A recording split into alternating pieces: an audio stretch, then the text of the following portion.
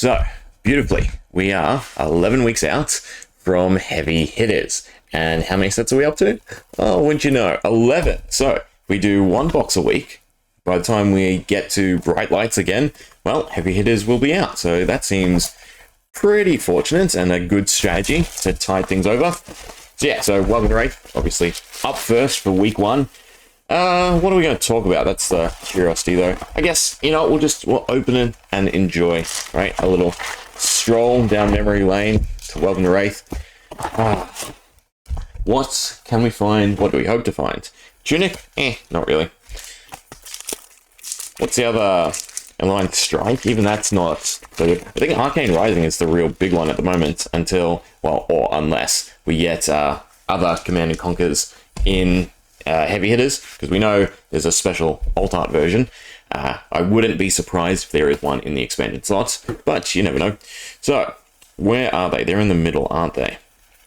We're not going to go over too many cards. In terms of collecting, right, I don't really need anything. Foils, I guess. So our first Majestic is a Glint the Quicksilver. Then we have a Flock of the Featherwalkers for our first foil. No crack bubble. Right. So yeah, so they're just bulk at the moment. Actually, owls. I do need owls. I always need owls. I should really just go buy them. I don't know. I like opening to collect, right? And Sync Belows, just for decks, but not yellow. I mean, yellow's alright, but mainly the red, obviously. So, just rare for Flick Flack. But we got a Supreme. Super rare. Super? Oh, God, it's been too long. Are they called supers? Superb. There we go. It was in my head somewhere. Iron Song Determination. And then we have Open the Center for our foil. Just a common, unfortunately. And Nada at the back. Nada at the back. There's only 3 cards worth thinking about and considering, right? Not any of this. Oh, I've gone way too far. No, it's been a while. We might as well flick through them all. Now, actually, I can think of a topic to talk about. The longevity of all cards, right? If we keep sort of dancing around different stylizations, so for instance, we have the new mechanics coming out with heavy hitters and not really a return to any of these cards, while there will be synergy, right? There's sort of this bittersweet, because while they hold value because they are still functional and they're not being replaced or power crept, right? There is not as much speculation on them, right? Because just what is at face value going to work best with the decks is going to be taken. So for instance, cash out. Sorry, not cash out, cash in at the moment with the ability, it looks like, to produce a lot more gold tokens. Cash in has, gone up, right? But in terms of a lot of just normal brute warrior cards, I doubt we'll see as heavy speculation like we did with Monarch and Dusk Till Dawn, because again, it's like this adjacent system they're building rather than furthering whatever they already had going to them. Like there was something like, I don't know, tutor out a crush card, for instance, or something like that, right? Which is good. But again, it's that bittersweet because speculation really drives the market at the moment. Oh, did I miss an S? Sorry, not an S, a rare. I feel like I have been missing cards. Sorry, we've done 4 packs, so there should be 1, 2, 3, 4, 5, 6, 7. Yeah, I have missed one somewhere. And 4, that's fine. Now I have to sift through.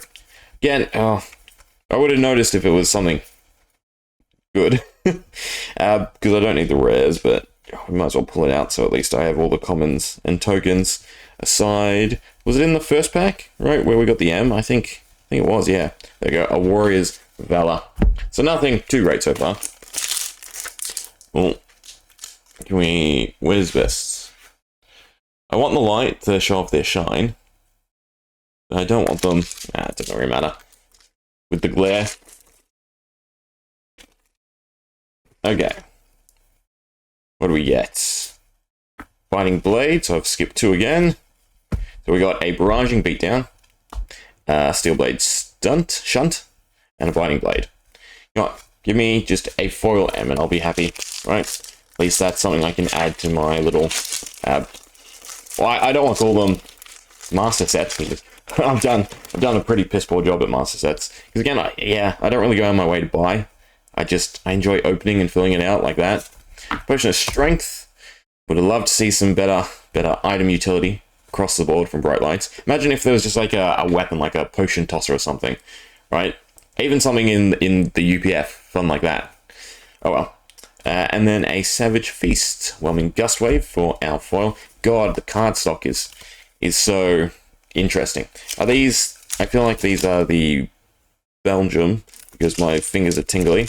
They should be. It was Crucible, right? That had Japanese. I can't see it anyway. Yeah, made in Belgium.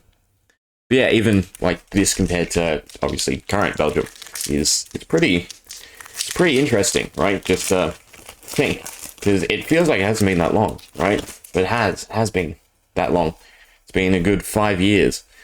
Okay, Overpower, another Flick Flack, and another block to the Feather Walkers. So, what would you like to see out of heavy hitters, right? Again, all of us on Melody are eating pretty well at the moment. Even just the thought of having some way to generate gold is fantastic, and it's kind of sad that that's the archetype support that she's getting, right? When again, golden opportunity in the actual product she was a part of, Warrior's Valor, Blackout Kick, and we get a Last Ditch Effort, which I actually do run in my Melody deck, so I guess that's a nice pull for us. We are doing this a little bit slowly. I should probably pick up the pace. Right? I mean, most of you are for the cards anyway. Not really what I'm rambling about. So, Fluster Fist, Pounding Gale. Red Foil, Drone of Brutality. That's nice to see.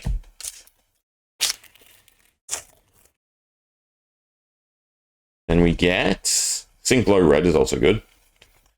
A Blessing of Deliverance. Auras could also be an interesting thing, right? If you have a card with Hero Grader in your pitch zone, draw a card. No. So there is a few things that work off of auras, and it seems like not the Wager, the other one, Clash. No, Clash is the ability succeeds, it gets a bonus. Wager is you generate something, right? Whereas Wager just coins, and then Clash, God, I need to reread the article again. And a common Rakaromp, which is still a beautiful looking card though. And even the foiling. So it was already nicely done here in Welcome to Rathe. But yeah, it's so great to see, you know, they keep one-upping themselves, it feels like, right? And that's great progression. We got a Snatch and a Energy Potion. Now foil is a Biting Blade, right? So like even this to zero in on. If this was redone, right, I can definitely see it being more highlighted on the little holy flames, right? And it's just, yeah, they really take the time with foils and rainbow foils, right? And I think across the board, rainbow foils are undervalued. Well, no, not undervalued, underappreciated for how beautiful they are. Flick Flack, Sigil of Solace, and a Cartilage Crush. And of course, Cold Claws are undervalued, right? They are hard to pull, they're just not really playable across the board. Okay, Time Snap Potion. We're getting all the potions. Overpower, and a foil blue Snatch, unfortunately. Right, so you want red, so it's 4. Oh well. That's actually another point to bring up. Do we need the color variations at this point? Right, because we figured out the math. Right, everyone understands, and to me, it's just bloat on a set, having the different number values when you know it's slightly less playable. I understand the having it open as an option, right, to run multiple copies with X effect to a less degree, where you can have your main color variant that, you know, is mathematically sound, and then you can take the slightly lesser variant just so that you can actually have the effect.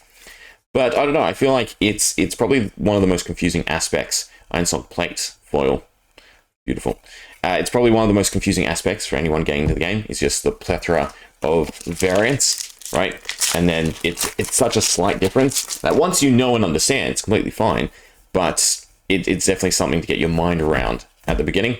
And, you know, there's cards that straight away you can see as unplayable, and they're only there for the limited formats, right? Because their math doesn't really work out as effectively.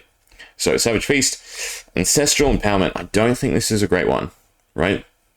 I don't think that's a great M. And then a Wounded Bull. Sorry, that goes there. Foils go here.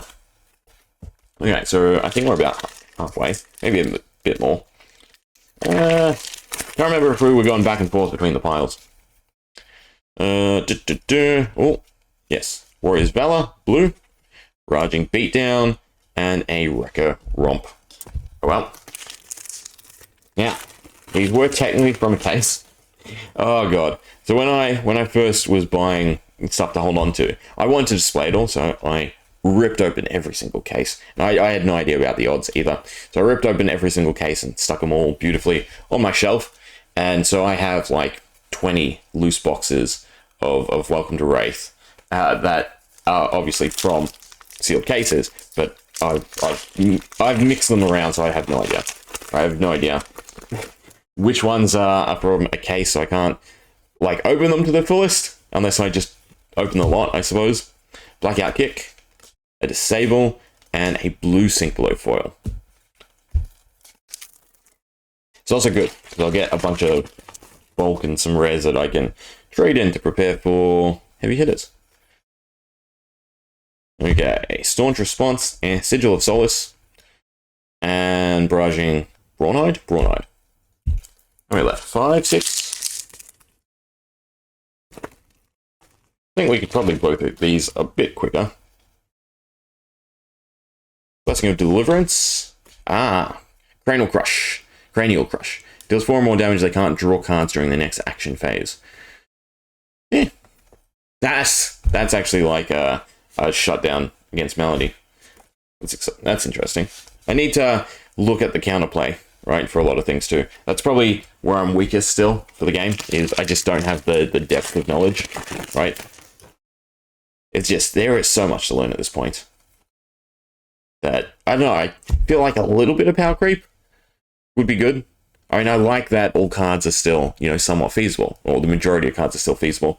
But yeah, there is just a lot to think about and understand. Oh, Ironrot Leg. So we're 2 for 4, right, for Rainbow Foil Armor, strictly. So I don't think you can get the Rainbow Foil any other way, right? Only in Unlimited. So it's actually quite, or it's somewhat rare, but it's actually, I think it holds like equivalent to nowadays cold foils. Breakneck Battery, Pounding Gale, and then Aegis Stonewall Confidence. Alright, last 2. Obviously no else. I'm sure one box will hit something. I wouldn't mind a heart either, but I never have luck. Right. My brother literally walks into a shop, buys a singular pack, and gets usually the top card. It is so infuriating. Okay. Lucky last. Blessing of Deliverance, Steelblade Shunt, and just Disable. Oh well. Still nice to see the cards. What do we have? Most cards are from Welcome to Rathe, right? Because this was the initial Brute Guardian Warrior block. Yeah. But then you have the, like, merchant stuff, and I don't know. Where did I see that? Like, Crew was the main connection? It feels like Welcome to Rathe is the main connection. Anyway, nonetheless, Welcome to Rathe. Hope you enjoyed. See ya.